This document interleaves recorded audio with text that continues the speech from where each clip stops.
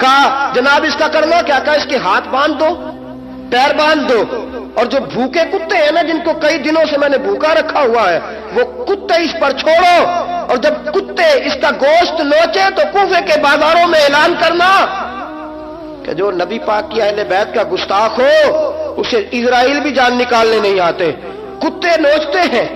عبید اللہ ابن زیاد کے دربار میں جب سیدنا امام حسین کا کٹا ہوا سر پہنچا نا، اس نے ایک چھڑی پکڑی، اور چھڑی پکڑ کے نا تو امام حسین کے لبوں پہ مارنے لگا، کہنے لگا تجھے کہا تھا نا بات مان جا، کٹا ہوا سر تشت میں رکھا ہے، تجھے کہا تھا نا بات مان جا۔ راوی کہتا ہوں عبید اللہ ابن زیاد نے چھڑی ماری اور اس نے بے ادبی کی، کہنے لگا تو تھا ہی اس قسم کا، تیرا یہی حال ہونا چاہیے تھا معاذ اللہ۔ حضرت بریدہ اسلمی حضور کے صحابی دربار میں موجود تھے، فرمایا ابن زیاد تو برا ہے، تیرا باپ برا ہے، چھڑی پیچھے کر، کئی بار میں نے ان لبوں کو مصطفیٰ کو بوسے دیکھے ہوئے دیکھا ہے، پیچھے کر، پیچھے کر، ہٹا لے۔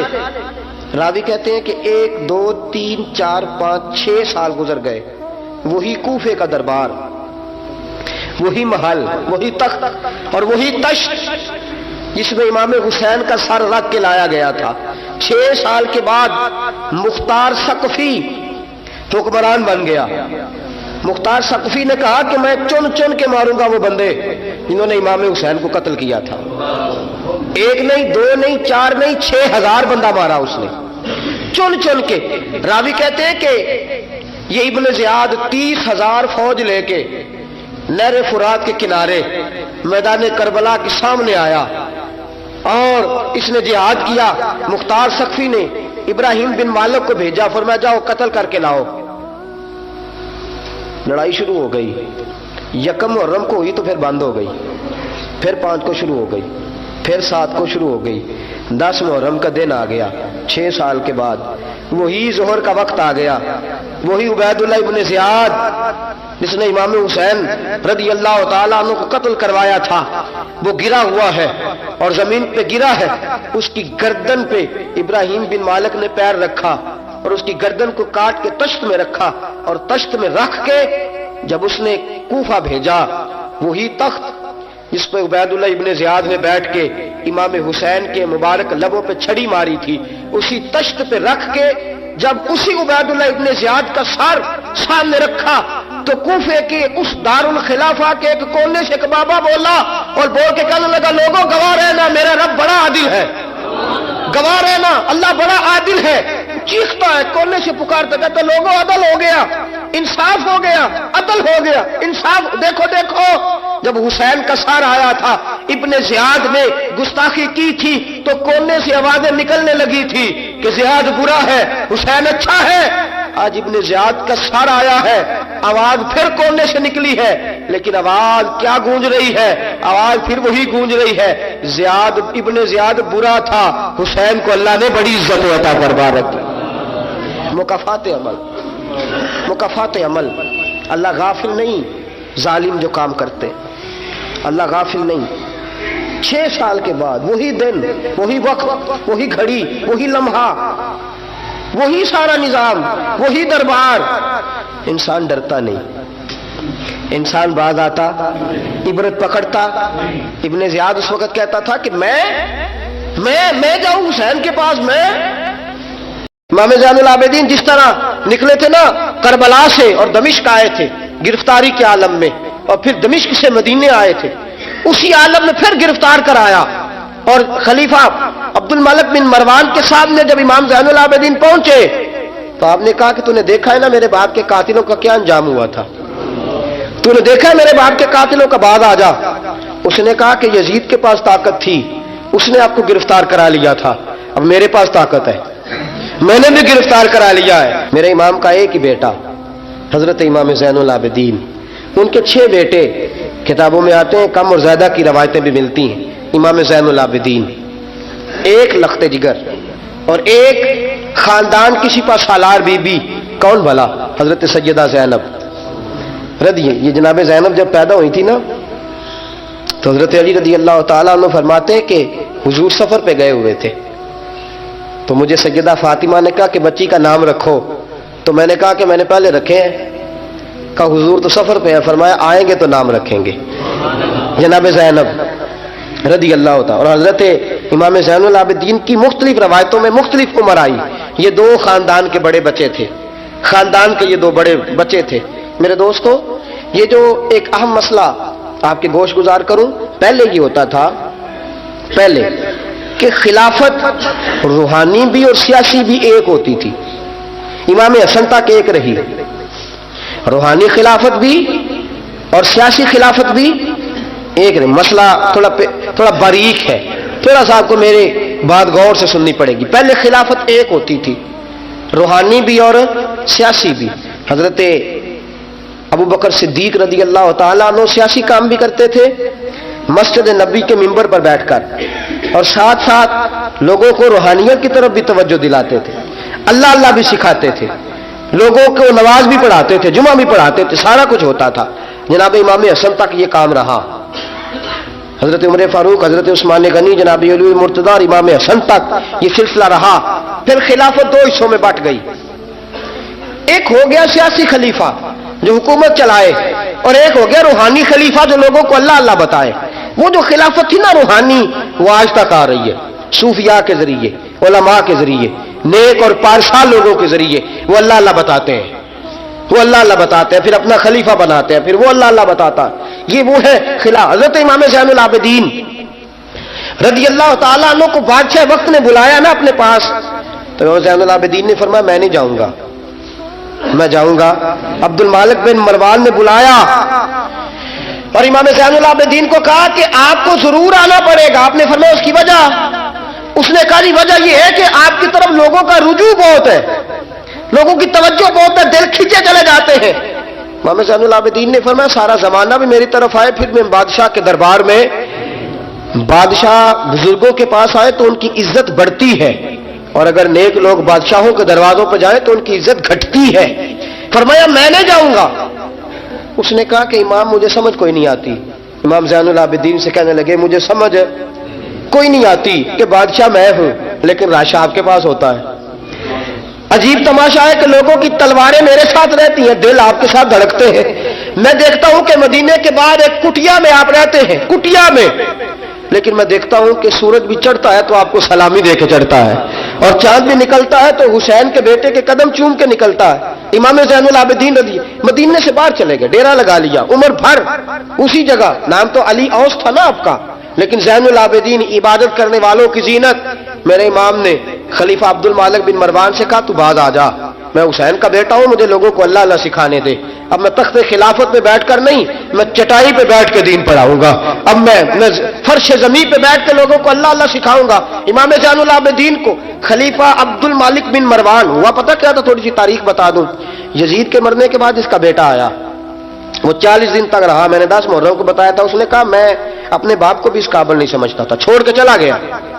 اس کے بعد حضرت عبداللہ ابن زبیر رضی اللہ تعالیٰ عنہ جو تھے، وہ کیونکہ مکہ اور مدینہ اور حجاز کے لوگوں نے انہیں اپنا امیر بنا لیا تھا، جب یزید کے بیٹے نے خلافت چھوڑی تو وہ پورے ملک کے ایک جو ہے وہ امیر بن گئے۔ ان کے درمیان ہی مروان نے سازش کی، مصر اور شام پہ اس نے اپنا تسلط جما لیا۔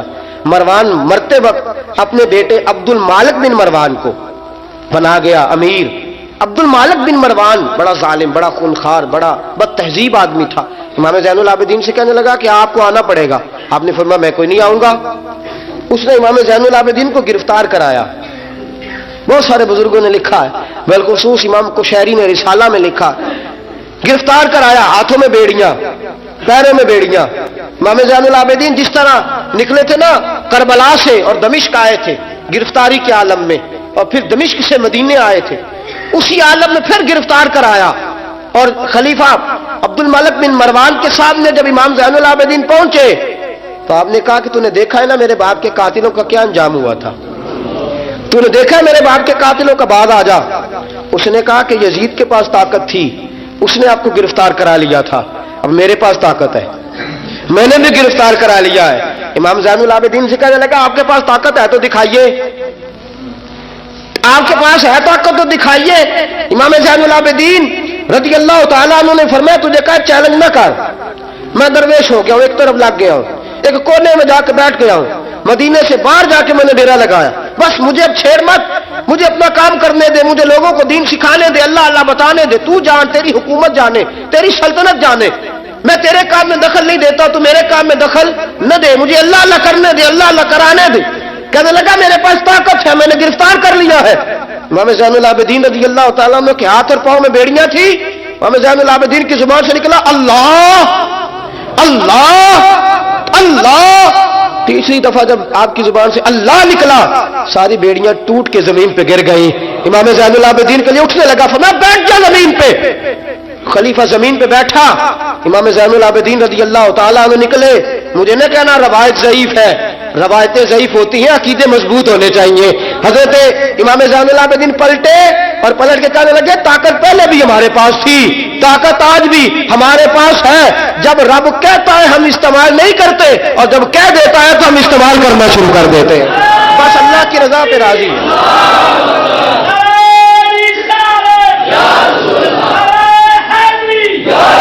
جب اللہ کہتا ہے تو استعمال کرتے ہیں. امام زین العابدین خلیفۃ المسلمین امیر المومنین امام حسن کے بھتیجے جناب علی کے پاس 3 سال رہے تھے. وہ تو کٹ گئے سارے, لیکن میرے امام زین العابدین اگرچہ حکومت نہیں لی, لیکن دلوں پہ حکومت کرتے رہے, دلوں پہ. یہی خلیفہ عبد الملک بن مروان, دیکھو کہتے ہیں جادو ہو جو سر چڑھ کے بولے, اور حقیقت چھپ نہیں سکتی بناوٹ کے اصولوں سے, اور خوشبو آ نہیں سکتی کبھی کاغذ کے پھولوں سے. پتہ ہوتا ہے ہمیں سچ کیا ہے جھوٹ کیا ہے. طواف کعبہ ہو رہا ہے, طواف کعبہ, ایک عورت بہت بڑی, اس نے کعبے میں بھی آ کے ظلم کرنے شروع کر دیے, لوگوں کو تنگ کرنا شروع کر دیا. ایک بات یاد رکھنا, میں گیا ہوں عمرے پہ, مجھے اللہ نے توفیق دی ہے, لوگ وہاں جا کے بھی باز نہیں آتے, دھکے مارتے ہیں, بڑا کچھ کرتے ہیں. وہ اللہ کا گھر ہے, اگر فضل زیادہ ہے تو وہاں غضب بھی بڑی جلدی ہو جاتا ہے. وہ بی بی باز نہیں کہتی تھی میں بہت بڑے امیر کی بیوی ہوں, خبردار کوئی قریب آیا تو. حجر اسود کے قریب گئی تو حجر اسود نے پکڑ لیا, دبوچ لیا, پکڑ لیا, چھوڑتا ہی کوئی نہیں. چمٹ گئی ساتھ, بلاؤ لوگوں کو, بڑا کچھ کیا, لیکن حجر اسود چھوڑتا. اللہ آپ کو حج کی توفیق دے, آمین تو کہہ دے. اللہ آپ کو عمرے پہ لے جائے. یہ حجر اسود پتہ بندے وہ جا کے بہادری دکھاتے ہیں. میں جی پڑا سٹے 5-7 بندے, میں پھر چمدا رہا بڑا چیر. ایک کوئی عقل مندی کی ہے, یہ کوئی عقل مندی والی بات ہے. وہاں جا کے ہمارے بزرگ تو کہتے ہیں وہاں جا کے جانوروں کا بھی ادب کرو. وہ خدا رسول کے مہمان میں دھکے دیتے رہے, کوئی عقل مندی ہے, یہ کوئی بہادری نہیں. اگر سوڈان والے کرتے ہیں, ایران والے کرتے ہیں, تو وہ جانے, ان کا رب جانے, ان کے عمل جانے. ہم تو وہاں جا کے جانوروں کا بھی ادب کریں گے, ادب کریں گے, احترام. نہیں موقع ملتا تو نہ ملے. میرے حبیب نے فرمایا دور سے ہاتھ لہرا کے چوم لو, حجر اسود قیامت والے دن تمہارے ایمان کی گواہی دے دے گا, تمہارے ایماندار ہونے کی گواہی دے گا. بی بی چمٹ گئی ساتھ.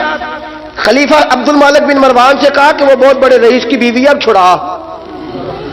اب ساری زندگی تخت پہ بیٹھ کے امام زین العابدین کی مخالفت تو کرتا رہا ہے, اب چھڑا. نیچے اتر آیا, تو بی بی کے خاوند کو کہنے لگا زین العابدین کے پاس چلے جاؤ, اگر حل ہے تو اس کے پاس ہے, اگر کوئی علاج ہے تو اس کے پاس ہے, اس کے پاس جاؤ, میں چھڑا سکتا.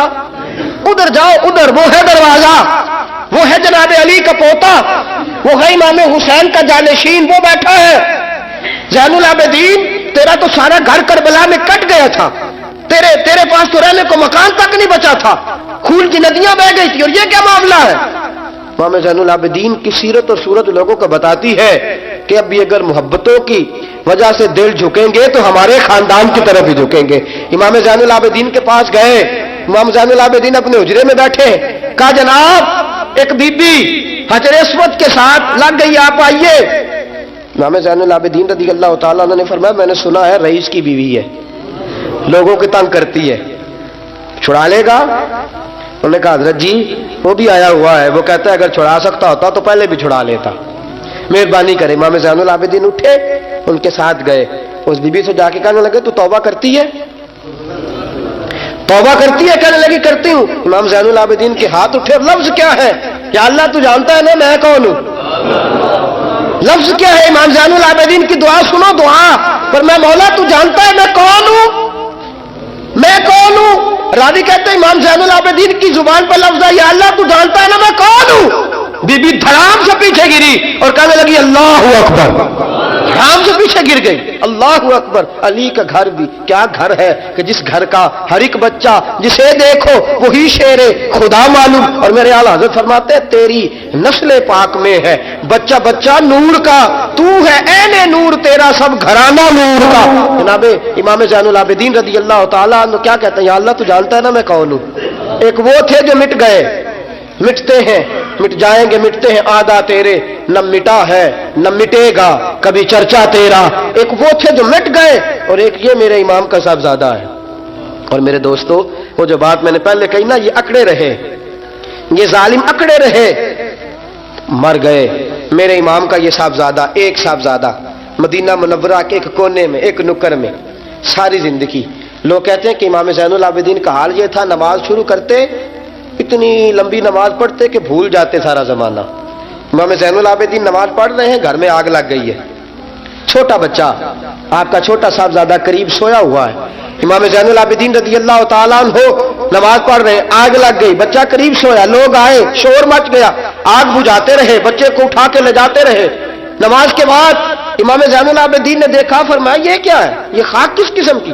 نے کہا حضرت جی گھر میں آگ لگ گئی تھی, آپ کو پتہ ہی نہیں. کہا کیوں, کیا ہوا؟ کہا ہم سارا زمانہ آگ بجھا رہا تھا, آپ نماز پڑھ رہے تھے. فرمایا تم دنیا کی آگ بجھا رہے تھے, میں نانا مصطفیٰ کی امت پر دوزخ کی آگ بجھا رہا تھا. تم دنیا کی آگ بجھا رہے تھے, میں حضور کی امت کے لیے دوزخ کی آگ بجھا رہا تھا. تم دنیا کی بجھاتے رہے, میں دوزخ کی بجھا رہا.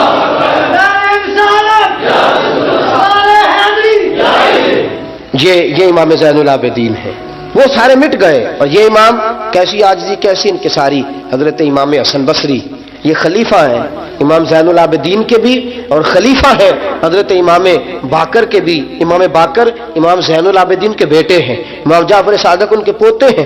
حضرت امام زین العابدین رضی اللہ تعالیٰ عنہ کے بارے میں حضرت حسن بصری فرماتے ہیں کہ رات کا سناٹا تھا, کعبے میں اس وقت اتنا رش نہیں ہوتا تھا, میں قریب ہی ٹھہرا ہوا تھا. آدھی رات کا وقت ایک نوجوان کے رونے کی آواز آئی, یا اللہ میرے گناہ بخش دے, یا اللہ مجھے معاف کر دے, یا اللہ مجھے معاف کر دے. وہ چیختا.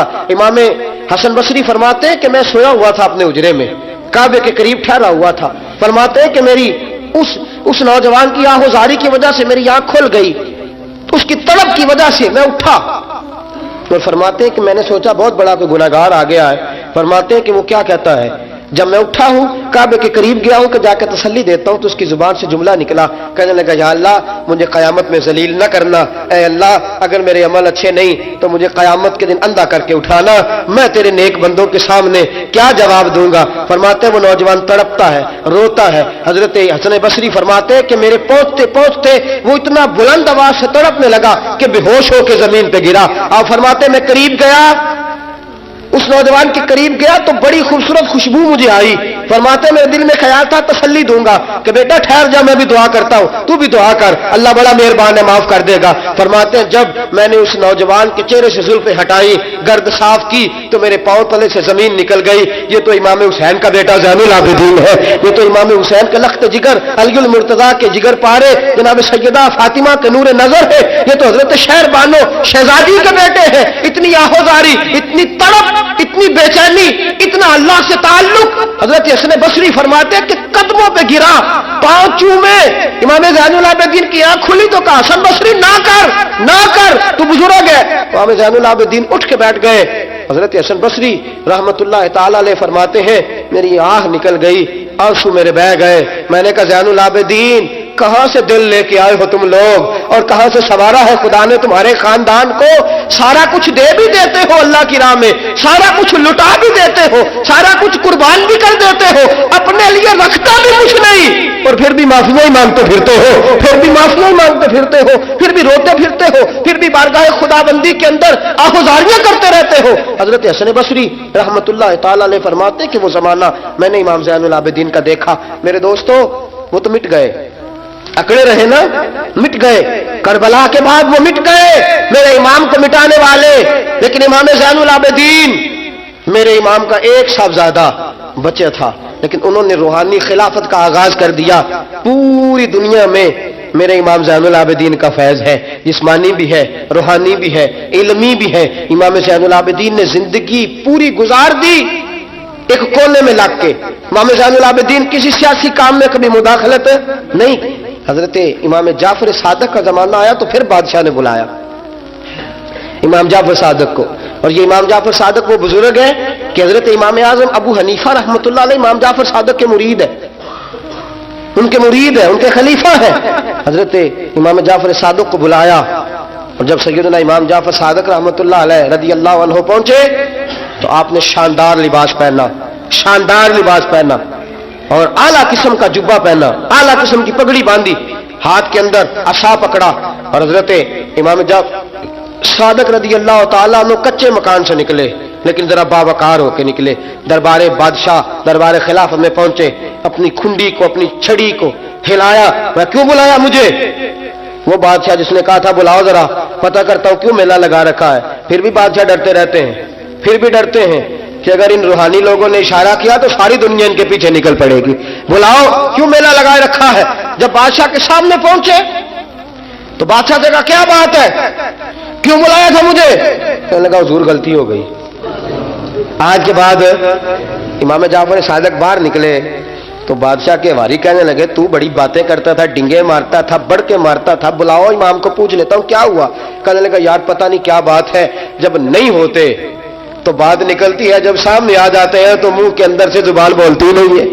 جب سامنے آتے ہیں تو کیا روب ہے, کیا روب ہے. اصل اسے سمجھ نہیں تھی کہ تیری نسل پاک میں ہے بچہ بچہ نور کا, تیری نسل پاک میں ہے بچہ بچہ نور کا, تو ہے عین نور, تیرا سب گھرانہ نور کا. حضرت امام جعفر صادق باہر نکلے تو آپ کا خادم گھر جا کے کہنے لگا امام صاحب اعلیٰ قسم کا لباس, لوگ باتیں کر رہے تھے, اتنا بڑا قیمتی لباس, لوگ گفتگو کر رہے تھے. تو حضرت امام جعفر صادق نے قمیض اتارا, نیچے ٹاٹ کا لباس تھا. فرمایا یہ جو اوپر پہنا ہے یہ مخلوق کو دکھانے کے لیے ہے, اور جو اندر پہنا ہے وہ رب کو دکھانے کے لیے ہے. اندر اللہ کو دکھانے کے لیے ٹاٹ کا ہے, لیکن مخلوق کو دکھانے کے لیے میں نے اعلیٰ لباس پہنا ہے. ان کے دل میں خیال نہ آئے کہ رسول پاک کے اہل بیت شاید کمزور ہو گئے ہیں, اس لیے ڈرتے اور سہمے ہوئے آتے ہیں. میرے نبی کے خاندان نے اس وقت سے لے کر تا دم آخری آج تک ایک پورا کردار ادا کیا ہے. سادات کا دین میں ایک پورا کردار رہا ہے. تحریر کے معاملات میں, تقریر کے معاملات میں, تدریس کے معاملات میں سادات کا پورا کردار رہا. وقت گزرنے کے ساتھ ساتھ کبھی سید غوث اعظم کی شکل میں آئے, اور کبھی سید معین الدین چشتی اجمیری کی شکل میں آئے, اور کبھی سید علی حجویری داتا گنج بخش کی شکل میں آئے, اور کبھی یہ سید حضرت شاہ آل رسول ماں رہروی کی شکل کے اندر آئے, اور کبھی یہ سید میر عبد الواحد بلگرامی کی شکل میں آئے. یہ سادات آتے رہے, اپنے اپنے دور میں چمکتے رہے, اپنے اپنے دور میں دین کا فریضہ سر انجام دیتے رہے. انہوں نے پھر اعلان حکومت والوں کو کہا کہ ٹھیک ہے, اگر تم سمجھتے ہو کہ اس طرح ہمیں دین نہیں پھیلانے دیتے تو ہمیں اللہ نے توفیق دی ہے, ہمیں اللہ نے طاقت دی ہے, اللہ نے ہمیں روحانیت دی ہے, ہم اس روحانی طرز کے ساتھ دین پھیلائیں گے. میرے دوستو اگرچہ قوت اور اقتدار بھی ہمیشہ انہی کے پاس رہا. کربلا میں جو بھی آیا آپ دیکھ لیجئے نا, یزید کے 14 بیٹے بتائے جاتے ہیں, کوئی بھی نہیں کہتا میں یزید کی اولاد میں سے ہوں. امام زین العابدین ایک ہی بچے تھے نا کربلا میں. آپ کو گلی گلی سید ملیں گے, نگر نگر سید ملیں گے, جگہ جگہ رسول پاک کی اولاد ملے گی. میرے دوستو یاد رکھنا, جو ظلم کرتا ہے اور ظلم میں بڑھتا ہے وہ بچتا نہیں, اس کا نام مٹ جاتا ہے, اس کا کردار نفرت کی علامت بن جاتا ہے. زندگی آپ بھی گزار رہے ہیں, وقت میں بھی بتا رہا ہوں. یاد رکھنا, خیال رکھنا, اگر ظالم بنو گے تو مٹ جاؤ گے, اگر ظالم بنو گے تو ختم ہو جاؤ گے, اگر ظالم بنو گے تو تمہارا نام لینا لوگ پسند نہیں کریں گے. ظلم کا نشان بن کے نہ رہنا, محبت کی علامت بن کے رہنا. اگر کبھی مار بھی کھانی پڑی تو وقتی طور پہ کھا جانا, تھوڑی دیر کے لیے مار کھا کے دیکھنا. کبھی کبھی مار کھانے میں بھی بڑی عزت ہوا کرتی ہے, کبھی کبھی مار کھانے اور برداشت کرنے میں بھی بڑا وقار ہوتا ہے. کبھی یہ بھی کر کے دیکھو, اس میں بھی ایک ذائقہ ہے, اس میں بھی ایک لطف ہے. میرے عزیزوں, جو ظلم کرے گا نہیں رہے گا, جو ظلم کرے گا اگر کتنے بھی اس کی ہاں اولادیں ہو جائیں اس کا نام نہیں چلے گا. جو محبت کرے گا, جو مار کھائے گا. خواجہ معین الدین چشتی نے بڑی مار کھائی, داتا علی اجمیری نے ہندوؤں سے بڑی مار کھائی, حضرت غوث پاک جیلانی کو بڑا ستایا گیا.